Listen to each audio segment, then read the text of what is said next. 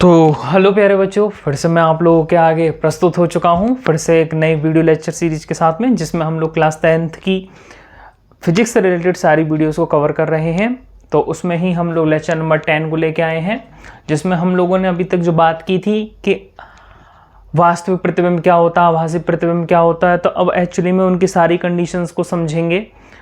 तो सबसे पहले जो गोलीय दर्पणों की सहायता से अब जो बनने वाले प्रतिबिंब हैं किस तरीके के बनेंगे, आभासी वास्तविक, अब हम उनको इस वीडियो लेक्चर में कवर करेंगे, इस वीडियो में कवर करेंगे। तो जैसा कि आप लोग बोर्ड पे देख रहे होंगे, तो अवतल दर्पण की सहायता से कुछ विशेष स्थितियों में विशेष प्रकार के प्रतिबिंब बनते हैं। किसी स्थिति में सीधा बनेगा, छोटा बनेगा, किस तरह का बनेगा, उसकी सारी स्थितियां बता रखी हैं। ये 6 वो स्थितियां हैं और उस हिसाब से प्रतिबिंब की प्रकृति क्या होगी, यानी प्रतिबिंब आभासी होगा कि वास्तविक होगा, ये और हमें समझना है। तो अवतल दर्पण की सहायता से जो 6 प्रकार की परिस्थितियां हैं जिनमें प्रतिबिंब बनेंगे, तो वो मैंने बोर्ड पे लिखा है। तो पहली कंडीशन क्या है, जब वस्तु कहाँ रखी हो, अनंत पर रखी हो। अनंत का मतलब है काफी दूरी पर रखी हुई है वस्तु। तो वो जो दूरी है नापना मेरे लिए कठिन है, काफी दूरी है, इसलिए तो उसको हमने क्या कहा है, जब वस्तु अनंत पर रखी हो। तो उस स्थिति में अवतल दर्पण में वस्तु का प्रतिबिंब किस प्रकार का बनता है वो बताना है, और उसकी प्रकृति बतानी है कि वस्तु का प्रतिबिंब वास्तविक होगा कि आभासी होगा। सेकंड, जब हम कहाँ आ जाएंगे, जब वस्तु अनंतता यानी अनंत और क्या आ जाएगी, वक्रता केंद्र के बीच में आ जाएगी। फिर थर्ड कंडीशन है, जब वस्तु वक्रता केंद्र पर, बिल्कुल एग्जैक्टली वक्रता केंद्र पर ही स्थित होगी। फोर्थ कंडीशन क्या आ जाएगी, जब वस्तु वक्रता केंद्र तथा मुख्य फोकस एफ के बीच में स्थित हो। फिफ्थ कंडीशन क्या आ जाएगी, जब वस्तु मुख्य फोकस कैपिटल एफ पर ही स्थित हो। और सिक्स कंडीशन क्या आ जाएगी, जब वस्तु मुख्य फोकस कैपिटल एफ तथा ध्रुव कैपिटल पी के बीच में स्थित हो। थोड़ा सा मैं आप लोगों को समझाने की कोशिश करूंगा, इसका मतलब क्या है, आप लोग इधर थोड़ा सा समझने की कोशिश करें। अगर आपने अवतल दर्पण लिया, तो आपने जो अवतल दर्पण लिया है, इस अवतल दर्पण का मुख्य अक्ष होगा, ये ध्रुव P होगा। तो सबसे पहले वस्तु कहाँ रखी होगी, बहुत ज्यादा दूर। ये हम मान लेते हैं इसका C है, वक्रता केंद्र है, इनके बीच में कहीं F आता है। तो फर्स्टली आपने कहाँ रख रखा है, काफी दूर वस्तु को C से बहुत पीछे की ओर रख रखा है, इधर की तरफ, यानी कि इस साइड में वस्तु रखी है अनंत पर। फिर हम धीरे धीरे करके क्या आ गए, अनंत और C के बीच में कहीं वस्तु को लेके आए गए। फिर हम थर्ड कंडीशन पर कहाँ आ गए, बिल्कुल C पर आ गए। फोर्थ कंडीशन में कहाँ आ गए, C और F के बीच में आ गए। फिफ्थ कंडीशन में कहाँ आ गए वस्तु को लेकर के, फिफ्थ कंडीशन हम एग्जैक्टली F पर आ गए। और सिक्स कंडीशन पर कहाँ आ गए, F और P के बीच में आ गए। तो हम देखेंगे इन 6 कंडीशन में वस्तु का प्रतिबिंब किस प्रकार का बनेगा। तो फटाफट से आप इसको उतार लीजिए, मैं जल्दी से इसको मिटा देता हूं, जल्दी से उतारिए आप इसे। तो बच्चों हमने इसे रफ कर लिया। अब कुछ इससे रिलेटेड कुछ इंपॉर्टेंट पॉइंट है, पहले उनको समझ लेते हैं, ताकि हमारे ये जो 6 पॉइंट आने वाले हैं उनको हम बहुत आसानी से समझ पाएं। तो वो है क्या 6 पॉइंट, उन्हें देखते हैं, उन्हें कवर करते हैं। अब हम क्या करेंगे, हमने जो प्रतिबिंब की परिभाषा दी थी उसमें बिंदु वस्तु का जिक्र करा था हम लोगों ने, लेकिन अब यहाँ हम बिंदु वस्तु ना लेकर के कोई ऐसी वस्तु लेंगे जिसकी लंबाई होगी। और हमें पता है कोई भी जो वस्तु हम लेंगे वो बहुत सारे छोटे छोटे बिंदु वस्तुओं से मिलकर बनी है। तो अब हम सारे बिंदु वस्तुओं की बात करने की कोशिश कर रहे हैं, और उसके आधार पर हमने 3 नियम लिखे थे कि किसी भी वस्तु का प्रतिबिंब अगर हमें बनाना है दर्पण में, तो प्रतिबिंब किस प्रकार का बनेगा, उसके 3 नियम थे। और उन 3 नियमों में से केवल 2 नियमों को लगा करके हम यहाँ पर सारे प्रतिबिंब बनाएंगे। तो इस वीडियो को देखने से पहले पिछली वीडियो को देखिए, ताकि ये वीडियो आपके पूरी अच्छी तरीके से समझ में आ जाए। तो पहले समझते हैं उन चीज़ों को। जो 6 परिस्थितियां भी मैंने बोर्ड पर लिखी थी, उनको समझने के लिए पहले इसे समझे। अब हम क्या करेंगे, कोई भी वस्तु लेंगे जिसका कोई आकार होगा, कोई लंबाई होगी, और उसे हम अवतल दर्पण के सामने रखेंगे। तो हमने अवतल दर्पण लिया और उसके सामने हमने इसको रख दिया वस्तु को। बेसिक सी बात है, इस वस्तु की क्या हो जाएगी, इस वस्तु की इस दर्पण में कोई ना कोई आकृति बनेगी। पहली चीज, हमें कुछ चीजें निर्धारित करनी है कि हमेशा जो वस्तु के लिए वस्तु जो रखनी है हमें मुख्य अक्ष से ऊपर की ओर रखनी है। पहली चीज हमने निर्धारित कर दी है। दूसरी चीज, इस वस्तु का कोई ना कोई आकार लेना है। ये नहीं कि हमने बिंदु वस्तु का मतलब क्या है समझते हैं, इतनी बड़ी वस्तु ना होकर के केवल एक बिंदु बना देना, ये बिंदु वस्तु हो गई। अब हमने क्या किया, बहुत सारे बिंदु वस्तु को एक के ऊपर एक रख दिया, तो अब वस्तु की कोई ना कोई लंबाई आ जाएगी। अब ये क्या हो गई, कोई वस्तु हो गई, जिसका नाम ज्यादातर ए भी देंगे। अब क्या होगा, इस जो आपने वस्तु ली है, जो यहाँ पर आप लोगों को दिखाई दे रही है बोर्ड पर, ये जो वस्तु है, इस वस्तु के ये जो टॉप पॉइंट आप लोगों को दिखाई दे रहा है, जो पॉइंट बी है, इस पॉइंट पे से हम किरणें खींचेंगे, प्रकाश किरणें। प्रकाश किरणें ये बताएंगी कि इसका प्रतिबिंब कैसा बनेगा। तो हम कैसे खींचेंगे? एक प्रकाश किरण जो आपने वस्तु ले रखी है, जो आपने वस्तु ली है, एक प्रकाश किरण आपको सीधी खींचनी है और एक प्रकाश किरण आपको तिरछी खींचनी है। एक प्रकाश किरण सीधी खींचनी है और एक प्रकाश किरण तिरछी खींचनी है। ये करना है। अलग अलग बुकों में डायग्राम अलग अलग तरीके से बने हुए हैं। सभी डायग्राम सही हैं, क्योंकि आपको मैंने कहा था 3 कंडीशन है। इन 3 कंडीशनों में से आप 2 नियमों को लगा करके अपने प्रतिबिंब के बारे में समझ सकते हो। तो हमें जो 2 ही बनाने हैं, तो हमें एक सीधी लाइन लेंगे, एक तिरछी लाइन लेंगे। और हमें पता है जो लाइन, नियम क्या है, एक बार रिपीट कर लेते हैं।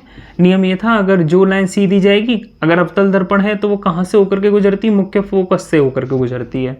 अगर कोई लाइन, अगर सपोज कीजिए मुख्य फोकस से ही होकर के जा रही है, तो दर्पण से टकराने के बाद क्या हो जाएगी? सीधी हो जाएगी। तो ये एक नियम था, ये एक नियम था। और एक नियम क्या था? अगर कोई लाइन सी से जा रही है तो टकराने के बाद वापस यहीं से ही लौट आएगी। तो ये हमने पहले कर रखे हैं सारे नियम। तो इन नियमों में जो इंपॉर्टेंट है कि आप जो भी वस्तु लेंगे उसमें से एक प्रकाश किरण सीधा लेंगे और एक प्रकाश किरण कैसे लेंगे? तिरछी लेंगे। एक प्रकाश किरण तिरछा आप यहाँ पे भी ले सकते हैं, यहाँ पे भी ले सकते हैं। शर्त ये है कि जो इसका फील्ड ऑफ व्यू है उसके अंदर आनी चाहिए तिरछी प्रकाश किरण। सबसे इंपॉर्टेंट बात, जितना इसका दर्पण का द्वारक है उसके अंदर आनी चाहिए वो तिरछी प्रकाश किरण, इससे बाहर नहीं जाए। जो भी प्रकाश किरणें आप बना रहे हो वो इसके फील्ड ऑफ व्यू के अंदर आनी चाहिए। आप जैसे यहाँ से हमने ये 2 किरणें ली, हम यहाँ से भी ले सकते हैं, एक किरण ऐसे, एक किरण ऐसे, लेकिन लेनी आप ये और ये ले सकते हैं, या आप ये और ये ले सकते हैं। आप कोई भी 2 प्रकाश किरण ले सकते हैं जिनसे आप अपना ये प्रतिबिंब बना सकते हैं। जर्नली हम स्टेप बाय स्टेप समझेंगे कि हमें कौन सी 2 प्रकाश किरण लेनी है जिनसे काम बन जाए। तो थोड़ा सा कंफ्यूजन केवल पहले वाले पॉइंट को लेकर के होगा, बाकी सब में सीधा सीधा नियम लगाएंगे और जिससे हमारे सारे डायग्राम बन जाएंगे। तो जल्दी से फटाफट से पहले को समझते हैं, पहला क्या है। तो पहला है आप लोगों का, जब वस्तु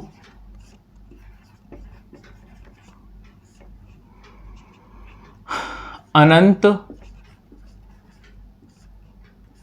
ये अनंत का सिंबल होता है, अनंत दूरी पर स्थित हो।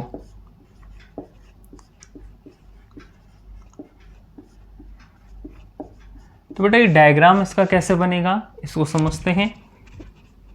तो हमने अवतल दर्पण लिया,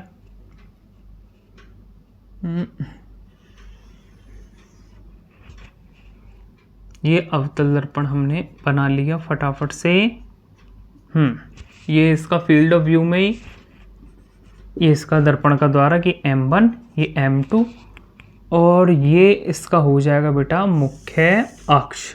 और ये लाइन कहाँ तक जा रही है? बहुत दूर तक जा रही है, लगभग इन्फिनिटी तक जा रही है, इसका अंत नहीं है, लाइन चलती जा रही है। ये क्या है? मुख्य अक्ष। तो अगर आप गौर से देख रहे हो तो आप थोड़ा समझें। तो ये पॉइंट P होगा, यहाँ हमने कोई पॉइंट F कंसीडर कर लिया और लगभग C पॉइंट यहाँ कंसीडर कर लिया। अब हम कोई वस्तु ले रहे हैं जो कहाँ रखी हुई है? अनंत पर। जैसे मान सकते हो, जैसे आपने देखा होगा सूर्य, चंद्रमा, तारे, ये बोल देते हैं अंतरिक्ष में अनंत पर है। तो ऐसे मान लीजिए कोई बहुत दूर रखी हुई वस्तु है, जैसे मान लीजिए कोई ग्रह है या फिर कोई उड़ता हुआ हवाई जहाज है, ऐसा कुछ भी मान सकते हो आप। तो उससे आने वाली प्रकाश किरणें, पहली बात बता दूं आप लोगों को, जब भी हम कोई वस्तु बहुत दूर रखेंगे, पूरी फिजिक्स में जब हम किरण प्रकाश की पढ़ रहे होंगे, कोई भी वस्तु बहुत दूर रखी होगी तो उससे आने वाली प्रकाश किरणें समांतर होती हैं, ये हमेशा ध्यान रखना। तो अब अगर हमने कोई वस्तु ली, सपोज कीजिए बहुत दूर है तो छोटी सी दिखाई दे रही होगी, हमने यहाँ एक वस्तु ले ली, है काफ़ी बड़ी बट बहुत दूर है तो छोटी सी दिखाई दे रही है। तो ये इससे आने वाली प्रकाश किरणें होंगी। तो एक आने वाली प्रकाश किरण जिसके टॉप पॉइंट बी से चलेगी, ए ऐसे करके चलेगी एफ से। तो पहला पॉइंट ये मिला हमें। यहाँ इसके बीच में से कहीं नहीं ले सकते, इसके बीच में से कहीं नहीं ले सकते। जो हमने नियम निर्धारित किए हैं उन्हीं से लेंगे। और हमें पता है अगर हमने पहली किरण को F से गुजार दिया है, F से निकाल दिया है आपतित प्रकाश किरण को, तो दर्पण से परावर्तन के पश्चात ये क्या हो जाएगी, एकदम मुख्य अक्ष के समांतर। अब ऐसे ये जो B पॉइंट से आ रही है, ऐसे एक और तिरछी हमने ली, B पॉइंट से लिया है हमने एक और प्रकाश किरण को, तो लगभग वो उसी के साथ चलती आ रही है, तो दोनों पैरेलल होंगी। और जो B से पॉइंट से आएंगी, ये ऐसे करके चली और ये चलते चलते चलते चलते ऐसे करके समथिंग। थोड़ा सा सही कर देते हैं इसको और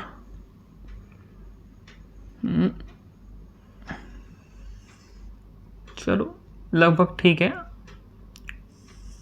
तो आप देख रहे होंगे ये आपतित प्रकाश किरण, जो प्रकाश किरण C से होकर के जाती है, C से होकर के जाती है, आप देख रहे होंगे वो दर्पण से परावर्तन के पश्चात क्या होता है, दर्पण से परावर्तन के पश्चात बिना विचलित हुए उसी मार्ग से वापस लौट आती है।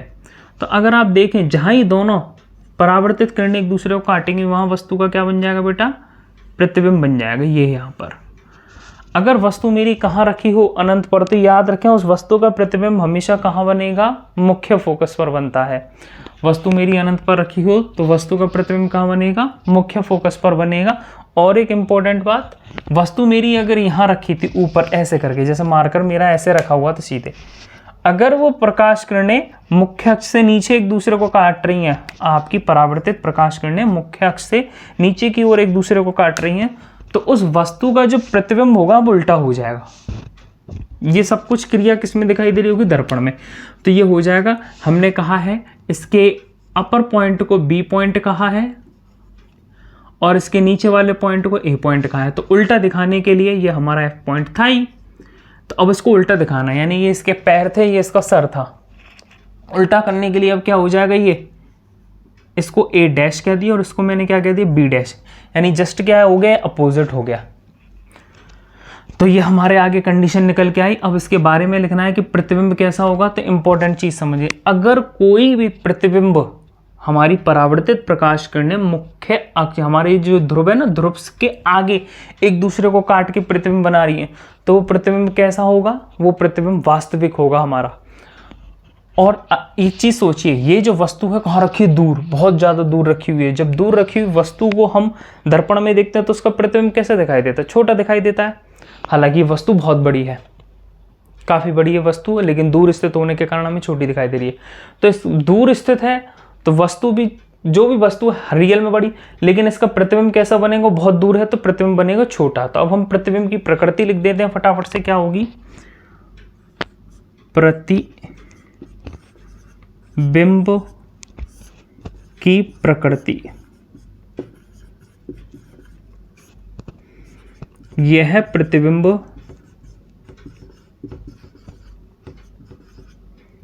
आकार में वस्तु से छोटा, आकार में वस्तु से बहुत छोटा, वस्तु से बहुत छोटा तथा उल्टा, क्योंकि मुख्य अक्ष से नीचे की ओर काट रही है प्रकाश किरणें, उल्टा तथा वास्तविक होगा, वास्तविक होगा। तो ये आप लोग ध्यान रखेंगे, इंपॉर्टेंट है। और उससे ज़्यादा इंपॉर्टेंट, ये स्टार पॉइंट ध्यान रखें, तथा यह प्रतिबिंब, ये लिखें, यह प्रतिबिंब, प्रतिबिंब सदैव मुख्य फोकस कैपिटल F पर ही बनता है। अब एक और चीज समझने की कोशिश करेंगे इसमें, एनसीईआरटी की बुक में एक स्टैंडर्ड डायग्राम और दे रखा होता है, वो क्या है उसे भी समझ लेते हैं। कि जैसे अगर मेरे पास ये अवतल दर्पण है, तो अवतल दर्पण में हमारे लिए वस्तु कहाँ रखी हुई है, अनंत पर, ये इसका मुख्य अक्ष, और यहाँ तक ये अनंत तक जा रही है लाइन, ये F, ये C, और ये लाइन कहाँ तक जा रही है, अनंत तक। तो वस्तु मैंने मान ली कोई यहाँ रखी हुई है, बहुत दूर रखी होने के कारण कैसी हो जाएगी, बहुत छोटी हो जाएगी, बहुत दूर, काफ़ी दूर। अगर आप कोई भी ऑब्जेक्ट को बहुत दूर से देखेंगे तो वो आपको छोटा दिखाई देगा। तो अब उस स्थिति में जो वस्तु है बहुत दूर है, तो उससे आने वाली प्रकाश किरणें ऐसे करके आएंगी, उसके टॉप पॉइंट से ऐसे करके आएगी, जो भी ये जो पॉइंट बी है उससे एकदम सीधी चलेगी, दूसरी भी सीधी चल रही है, तो दूसरी एक और हमने यहाँ ले ली इधर की तरफ, बहुत दूर है, और वो वस्तु कैसे मान ली मैंने, बिंदु वस्तु मान ली है, तो उससे आने वाली प्रकाश किरणें, और फिर ये टकराएगी और टकराने के सीधे आने वाली प्रकाश किरण एफ से होकर के जाएगी, ये भी एफ से होकर के जाएगी। तो ये दोनों प्रकाश किरणें यहीं काट रही हैं, तो वस्तु का प्रतिबिंब यहीं बना देंगी। तो बिंदु वस्तु थी, तो बिंदु वस्तु के कारण प्रतिबिंब भी कैसा होगा, बिंदु के आकार का होगा। बट इस डायग्राम में एक चीज क्लियर नहीं हो पाती है कि वस्तु का प्रतिबिंब सीधा बनेगा, उल्टा बनेगा, ये चीज नहीं क्लियर हो पाती है। तो इसलिए मैं आपको रिकमेंड करूंगा आप इस डायग्राम से ज्यादा अच्छा होगा इस डायग्राम पर फोकस करें कि जब वस्तु अवतल दर्पण की मुख्य अक्ष पर कहाँ रखी हो, अनंत पर रखी हो, तो उससे आने वाली प्रकाश किरणें एक दूसरे को काटकर वस्तु का प्रतिबिंब मुख्य फोकस पर बनाती हैं। अब इस डायग्राम के बारे में थोड़ा एक्सप्लेन करते हैं कि चित्रानुसार एक वस्तु ए बी बहुत अनंत पर दूरी पर रखी हुई है, उससे आने वाली समांतर प्रकाश किरणें में से प्रथम प्रकाश किरण जो मुख्य फोकस से होकर के जाती है, दर्पण से परावर्तन के पश्चात मुख्य अक्ष के समांतर हो जाती है, तथा दूसरी समांतर प्रकाश किरण जो कि वक्रता केंद्र से होकर के जाती है, दर्पण से परावर्तन के पश्चात बिना विचलित हुए परावर्तित होकर उसी मार्ग से वापस लौट आती है। यह दोनों परावर्तित किरणें एक दूसरे को बिंदु बी डैश या जिस बिंदु पर काटती है वहां वस्तु ए बी का प्रतिबिंब ए डैश बी डैश बन जाता है। यह प्रतिबिंब आकार में वस्तु से बहुत छोटा, उल्टा तथा वास्तविक होता है, तथा यह प्रतिबिंब सदैव मुख्य फोकस कैपिटल एफ पर बनता है। बेटा ये इंपॉर्टेंट ध्यान रखना है ये दोनों पॉइंट, क्योंकि जब हम न्यूमेरिकल करेंगे तो एग्जैक्टली ये चीज निकल के आएगी। तो फटाफट से आप इसको बना लीजिए, मैं आपको सेकंड वाले को बनवाता हूं, जल्दी फटाफट से बनाइए। तो बेटा हमने उसको रफ कर दिया, हम कंडीशन नंबर सेकंड पर आ गए हैं। फर्स्ट कंडीशन के डायग्राम को हमने बहुत अच्छे समझ लिया है, हमने दो प्रकाश किरणें ली, उनसे ही डायग्राम को कंप्लीट कर लिया। सेकंड में क्या है, जब वस्तु हमारी अनंतता या वक्रता केंद्र सी के बीच में स्थित हो तो उसका डायग्राम किस तरीके का होगा समझिए। तो थोड़ा सा बड़ा बनाते ताकि आपको समझ में आ जाए। ये M1, ये M2 और ये हमारे लिए अवतल दर्पण। इस अवतल दर्पण की ये लाइन किसको रिप्रेजेंट कर रही है, मुख्य अक्ष को, ये P, और ये हो गया बेटा आप लोगों का मुख्य अक्ष। और ये लाइन जा कहाँ तक रही है, इसका कोई एंड नहीं है, इनफाइनाइट माने अनंत तक जा रही है। आपने यहाँ एक पॉइंट लिया F और यहाँ एक पॉइंट ले लिया C। इन सब पॉइंटों के बारे में हम ऑलरेडी बहुत सारा डिस्कशन कर चुके हैं, P क्या है, F क्या है और C क्या है। अब हमें कहाँ लेनी है वस्तु, C और अनंत के बीच में कहीं भी ले सकते हो आप, कहीं भी, जैसे मैंने ले लिया यहाँ पर ले लिया, कोई वस्तु ली मैंने AB और हमने क्या कहा दो किरणें खींचनी है, वो आपके ऊपर डिपेंड करता है आप कैसे खींचना चाहते हो, दोनों से आपका डायग्राम बन जाएगा। तो मैंने एक प्रकाश किरण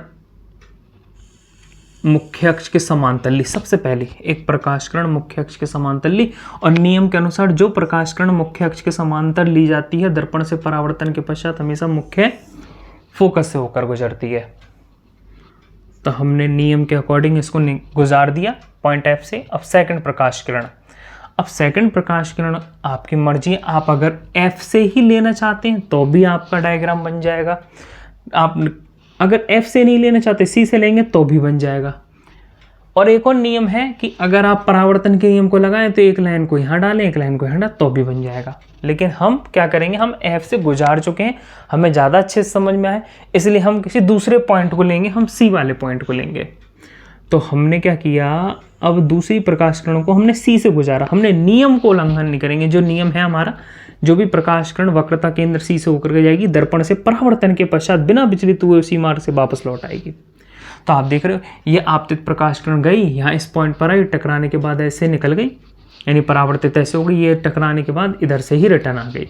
आप देख रहे होंगे यहाँ कहीं, यहाँ जहां ये दोनों परावर्तित प्रकाश किरणें एक दूसरे को काटेंगी वहां वस्तु ए बी का नीचे की ओर बनना है तो प्रतिबिंब कैसा होगा, उल्टा। यानी हमें पैर को क्या करना होगा, सर वाली जगह पर रखना होगा, सर को क्या करना होगा, पैर वाली जगह पर।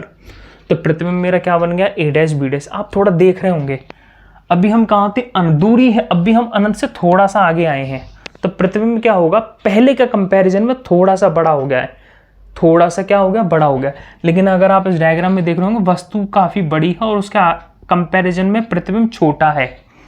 तो अब हमें अगर इसका नेचर लिखना हो कि प्रतिबिंब किस प्रकार का है तो हम लिखेंगे क्या, तो प्रतिबिंब की प्रकृति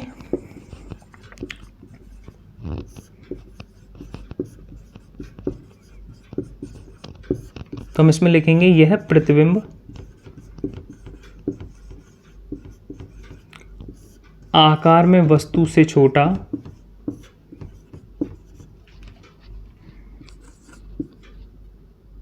आकार में वस्तु से छोटा, और क्या होगा बेटा, नीचे की ओर बनना है तो उल्टा, दर्पण के आगे की ओर बनना है तो वास्तविक, वास्तविक होगा। और इसकी लोकेशन कहाँ होगी इस प्रतिबिंब की, तो इस स्टार पॉइंट में लिखेंगे यह प्रतिबिंब, प्रतिबिंब सदैव बिंदु F व C के बीच में बढ़ेगा, बिंदु F तथा C के बीच में बनता है। तो फटाफट से आप इसे उतार लीजिए, फिर हम आते हैं कंडीशन नंबर 3 पर। फटाफट से उतारिए आप इसे।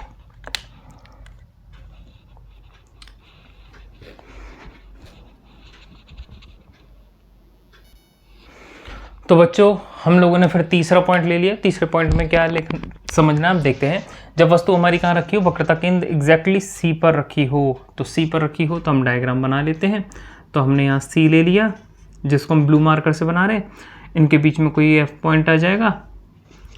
अब हमें वस्तु को लेना है एग्जैक्टली कहाँ रख देना है, सी पर रख देना। तो हमने सी पर वस्तु को लेकर के रख दिया, ये रही वस्तु। तो इसको समझने के लिए हम 2 मार्कर का यूज़ कर लेते हैं। एक लाइन जो मेरी कैसी आएगी, हमें 2 किरणें प्रकाश किरणें खींचनी है, तो एक प्रकाश किरण मैंने बिल्कुल सीधी ली, और जो सीधी लूँगा वो कहाँ से होकर के जाती है, वो बिल्कुल आपके एफ से होकर के जाएगी। आप लोग इसे बिल्कुल स्केल की मदद से बिल्कुल सही तरीके से खींचेंगे। थोड़ा इसको सही बना कर देते हैं। तो ये रहा मेरे लिए वो एफ पॉइंट जिससे वो पॉइंट गुजर रही है प्रकाश किरण, एफ पॉइंट। एक तो ये रही, और दूसरी हम ब्लैक मार्कर से बना देते हैं। तो अब क्या होगा, दूसरी प्रकाश किरण जो कि इसी पॉइंट एफ से होकर के जाएगी, ये बेटा ऐसे करके सीधी गई, और फिर जो हमें पता है जो प्रकाश किरण, ये जो प्रकाश किरण सीधी जाती है, टकराने के बाद एफ से होकर के निकलती है। अब प्रकाश किरण को कहाँ से गुजारना पड़ रहा है, एफ से ही गुजारना पड़ रहा है, क्योंकि सी पॉइंट पर तो हम खड़े ही हैं एग्जैक्टली, क्योंकि सी हमारी कंडीशन ही क्या है, जब वस्तु कहाँ रखी हो, वक्रता केंद्र सी पर रखी हो। तो जो प्रकाश किरण सी से होकर के जाती है, जो प्रकाश किरण एफ से होकर के जाती है, दर्पण से परावर्तन के पश्चात क्या हो जाती है, मुख्य अक्ष के एकदम समांतर हो जाती है, बिल्कुल सीधे हो जाती है। तो आप एग्जैक्टली देख रहे हो, ये जो पॉइंट सी है इसके ठीक नीचे ही डायग्राम बनता है, बिल्कुल ठीक नीचे, यहां पर जो आपको ब्लैक मार्कर से बना रहा हूं। तो अगर मैंने इस वस्तु का नाम दिया है ए बी, नीचे बनना है, तो अब नीचे बनना है तो इसको ए डैश और इसको क्या कहेंगे, बी डैश। आपको दिखाई दे रहा होगा। इंपॉर्टेंट बात क्या है कि जितने हाइट की मेरी वस्तु होती है, जितने हाइट की मेरी वस्तु होती है, उतने ही हाइट यानी उतनी लंबाई का यहाँ क्या होता है, प्रतिबिंब होता है। उतने ही हाइट का मेरा क्या होता है, प्रतिबिंब होता है। तो प्रतिबिंब की प्रकृति लिखनी है तो क्या लिखेंगे, प्रतिबिंब की प्रकृति के अंदर, तो प्रकृति के अंदर लिखेंगे यह प्रतिबिंब, यह प्रतिबिंब आकार में वस्तु के बराबर लंबाई होता है तथा यह वास्तविक एवं उल्टा होता है।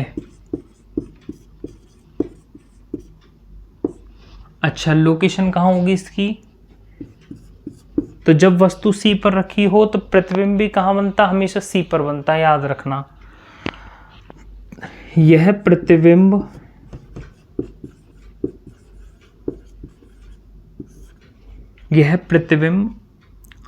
वक्रता केंद्र सी पर ही बनता है। और सबसे इंपॉर्टेंट बात याद रखना, ऐसी कंडीशन में जितनी हाइट आप लोगों की वस्तु की होती है उतनी ही हाइट आपकी इमेज की होती है, प्रतिबिंब की होती है। तो फटाफट से आप इसको बना लें, ये इंपॉर्टेंट कंडीशन है, पेपर में पूछ भी ली जाती है आप लोगों से, तो फटाफट से बनाएं। फिर हम फोर्थ कंडीशन के बारे में बात करते हैं, जल्दी से करें। तो बच्चों, हम लोगों ने फोर्थ कंडीशन को डायग्राम के समझाने के लिए हमने फोर्थ कंडीशन को आपको बोर्ड पे उतार दिया है। तो फोर्थ कंडीशन क्या है उसे और समझिए जल्दी से। तो फोर्थ कंडीशन में जब वस्तु कहाँ रखी हो, वक्रता केंद्र सी और मुख्य फोकस एफ के बीच में हो, कहीं बीच में हो।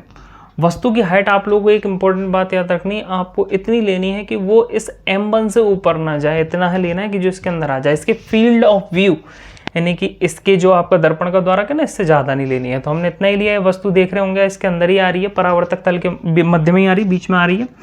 तो अब हम दो प्रकाश किरणें खींचेंगे। एक प्रकाश किरण जो हम हमेशा लेते हैं मुख्य अक्ष के समांतर ले रहे हैं, और जो प्रकाश किरण मुख्य अक्ष के समांतर चलती है, दर्पण से परावर्तन के पश्चात क्या हो जाती है, मुख्य फोकस कैपिटल एफ से होकर गुजरती है। तो एफ ये रहा, इधर से होकर के निकल गई प्रकाश किरण। अब आप देख रहे हो, तो अब यहां समझेंगे दूसरा कंडीशन जो अब हमें लेनी है। तो अगर आप देखें दूसरी कंडीशन के लिए, तो अब आपके पास कंडीशन है। दूसरी कंडीशन को कैसे निकाल सकते हैं आप लोग? आप या तो काम कर सकते हैं, इसे सी से ले जा सकते हैं ऐसे करके, लेकिन अगर हम देखें इसके फील्ड ऑफ व्यू से बाहर चला जाएगा, तो यहाँ नहीं ले रहे। तो हमने क्या लिया आगे, क्योंकि मेरे पास एफ ही पॉइंट रह रहा था। जब कोई प्रकाश किरण को हम एफ से गुजारते हैं तो वह प्रकाश किरण दर्पण से परावर्तन के पश्चात क्या हो जाती है, मुख्य अक्ष के समांतर हो जाती है। तो समांतर हो जाएगी, तो जो हमारी मुख्य अक्ष है इसके किसी इस पॉइंट पर आकर के ये प्रतिबिंब बनेगा। वस्तु है ए बी और प्रतिबिंब बनेगा ए डैश बी डैश। तो अगर आप देख रहे हो, अगर आप बहुत डिटेल में देख रहे हो, जब हम दूर थे तो प्रतिबिंब थोड़ा सा बड़ा हुआ। बहुत ध्यान से समझना, क्योंकि आपको न्यूमेरिकल समझने में बहुत आसानी होगी। ये पॉइंट पी है। जब हम अनंत पर थे तो वस्तु का प्रतिबिंब कहाँ बनना था, एफ पर।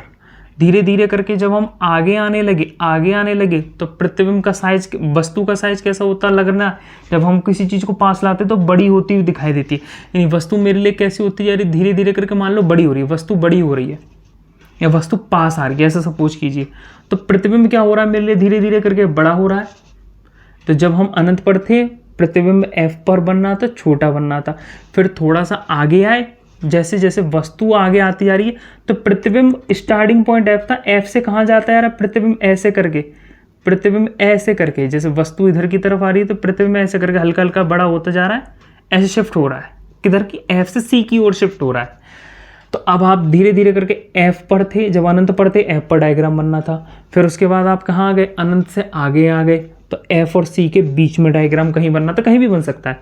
फिर आपने देखा आप सी पर आ गए तो सी पर ही बनने लगा, और हाइट कैसी होगी, बराबर की। अब आप सी को क्रॉस कर गए हो, यानी वो ये लिमिटेड एरिया था जिसको क्रॉस कर गए हो, जिसको जैसे इसको क्रॉस कर जाओगे तो वस्तु का प्रतिबिंब अब मुझे क्या दिखाई देने लगेगा, बड़ा। तो आप देख भी रहे होंगे, आपको दिखाई भी दे रहा होगा, ये वस्तु है, ये प्रतिबिंब है, उससे बड़े आकार का बनना है। तो प्रतिबिंब की प्रकृति कैसी होगी, फटाफट से लिख लेते हैं इसको बोर्ड पे। यह प्रतिबिंब, यह प्रतिबिंब आकार में वस्तु, अच्छा वस्तु किसको कह रहे हैं, ए बी, वस्तु से बड़ा, उल्टा तथा वास्तविक होगा।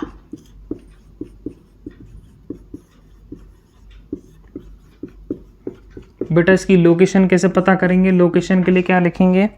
यह प्रतिबिंब सदैव कहाँ बनता है? यह प्रतिबिंब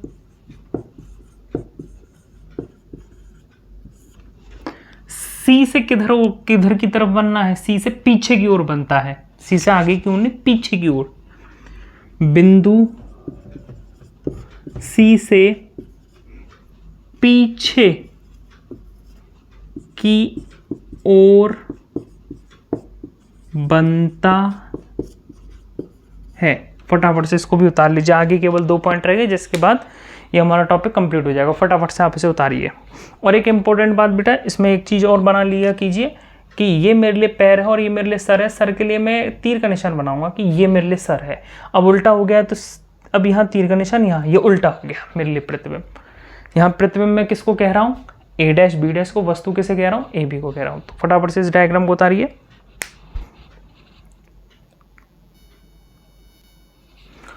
तो बच्चों अब हम 5th कंडीशन पर आ गए और 5th कंडीशन क्या कह रही है उसे और समझ लेते हैं। फटाफट से देखिए। तो हमारे लिए मुख्य अक्ष, अब इस मुख्य अक्ष में क्या है? वस्तु कहाँ पर रखी है? एग्जैक्टली F पॉइंट पर रखी है। इससे पहले वाले में हमने C और F के बीच में रखा था वस्तु को। तो अब इससे लेंगे प्रकाश किरण। एक प्रकाश किरण समांतर ली हम लोगों ने, जिसे हम ब्लैक मार्कर से बना रहे हैं। और जो समांतर ली जाती है वो कहाँ से गुजरती है बेटा? F पॉइंट से। तो F पॉइंट से गुजरेगी तो कुछ इस तरीके से जाएगी।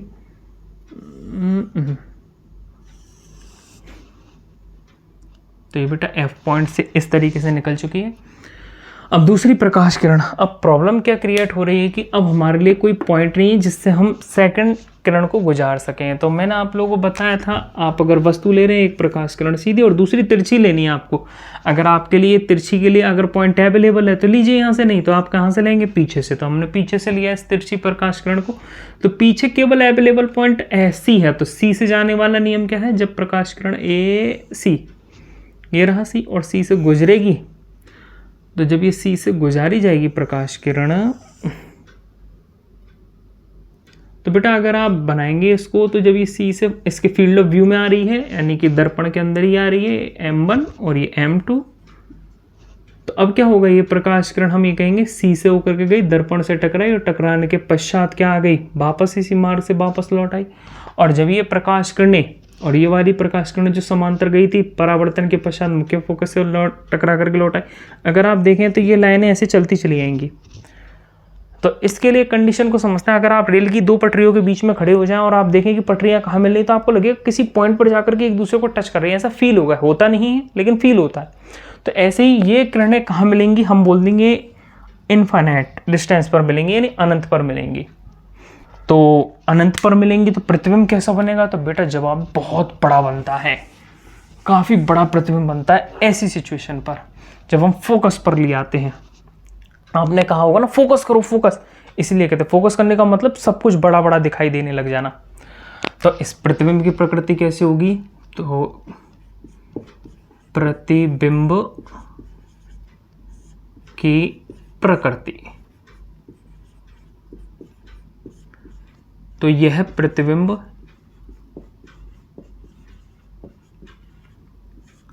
आकार में सबसे बड़ा, आकार में सबसे बड़ा तथा उल्टा एवं वास्तविक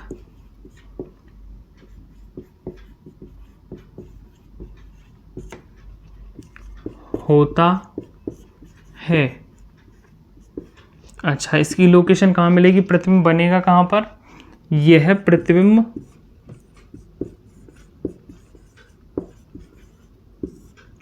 अनंत पर बनता है। बेटा ये लोकेशन वाली पॉइंट से आप लोगों न्यूमेरिकल अच्छे से सॉल्व होंगे, इसलिए इन लोकेशन वाली पॉइंटों को बड़े अच्छे से ध्यान रखना। अब हमारा लास्ट पॉइंट रह रहा है, इसको फटाफट से आप उतार लीजिए, फिर अगले पॉइंट का और डिस्कशन करते हैं कि अब आपको समझ में आएगा आभासी क्या है। जल्दी से फटाफट से आप उतारिए इसे। तो बस जो अब हम आ चुके हैं 6 पॉइंट पर। तो 6 पॉइंट लास्ट पॉइंट है हमारा आज का। तो क्या है 6 पॉइंट? जब वस्तु मुख्य फोकस, कैपिटल है और ध्रुव P के बीच में स्थित हो, तो ऐसी सिचुएशन में एक डायग्राम क्या होगा, और ये इंपॉर्टेंट है। अब आपको आभासी समझ में आएगा। अगर हम क्या ले लेते हैं, वस्तु को P और F के बीच में कहीं यहाँ ले लेते हैं, चलो यहाँ ले लिया, आपको अच्छे समझ में आए। थोड़ा वस्तु को छोटा बना ले, ये रहा। अब हम क्या कर रहे हैं,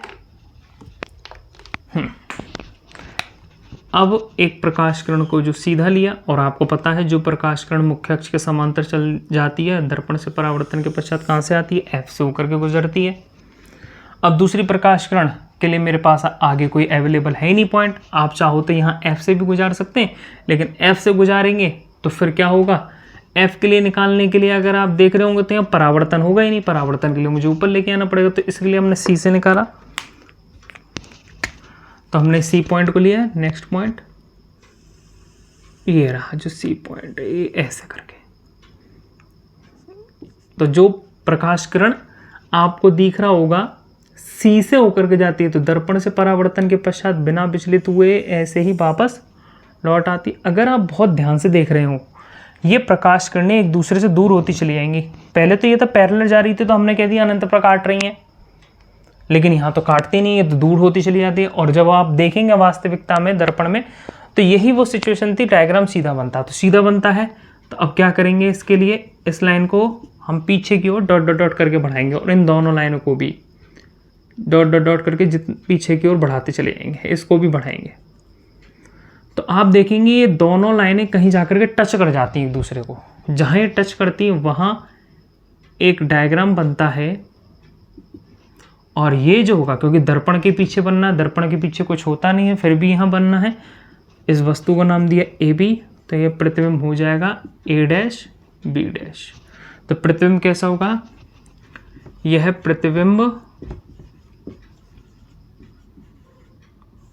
प्रतिबिंब आकार में वस्तु से बड़ा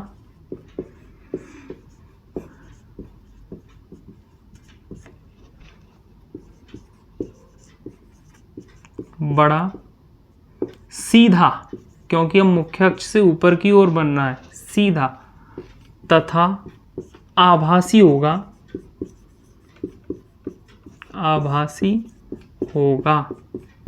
और इसकी लोकेशन कहाँ होती है, इसकी लोकेशन यह प्रतिबिंब बिंदु P जो आपको दिखाई दे रहा है, बिंदु P के किस ओर बनता है, दाईं ओर। यह प्रतिबिंब बिंदु P के किधर, आपका ये कौन सा होगा, right hand side, RHS right hand side में बनता है। तो बेटा अब ये जान लीजिए, अब आभासी और वास्तविक के बारे में मैंने आपको बताया था। ये सारा प्रोसेस रियल में दर्पण में हो रहा है, लेकिन हमने जैसा भी आपको इस वाली कंडीशन में अगर मैं पर्दा बनाऊंगा, लगा दूं यहाँ पर पर्दा, तो कभी भी कोई डायग्राम नहीं बनेगा। लेकिन अगर जो हमने और पहले कंडीशन वास्तविक वाली की थी, तो हमें पता पड़ रहा था जहां प्रकाश किरणें काट रही थी, अगर एग्जैक्टली आप वहां पर क्या लगा दे, पर्दा लगा दे, तो जो डायग्राम, जो वस्तु आपने यहाँ रखी थी, उसकी इमेज बिल्कुल उस पर्दे में दिखाई देगी, जिसके बारे में हम लोग प्रतिबिंब वाली वीडियो में पहले भी काफ़ी बार डिस्कशन कर चुके हैं। तो आज ही बेटा हम लोगों ने 6 पॉइंट कंप्लीट कर लिए हैं। इसके बाद आप लोगों का आएगा अगला टॉपिक, उत्तल दर्पण की सहायता से प्रतिबिंब का बनना। उसमें एक ही तरह का प्रतिबिंब बनता है, और फिर हम धीरे धीरे आगे कवर करेंगे। तो आज के लिए केवल इतना ही। और एक इम्पॉर्टेंट मैसेज आप लोगों के लिए, प्लीज़ आप लोगों से मेरी रिक्वेस्ट है कि आप ज़्यादा से ज़्यादा कमेंट किया कीजिए वीडियोस पर। आप लोगों के कमेंट से मुझे बहुत ज़्यादा मोटिवेशन मिलता है, तो प्लीज़ कमेंट करें और ज़्यादा से ज़्यादा लोगों को ये वीडियो शेयर करें। Thank you.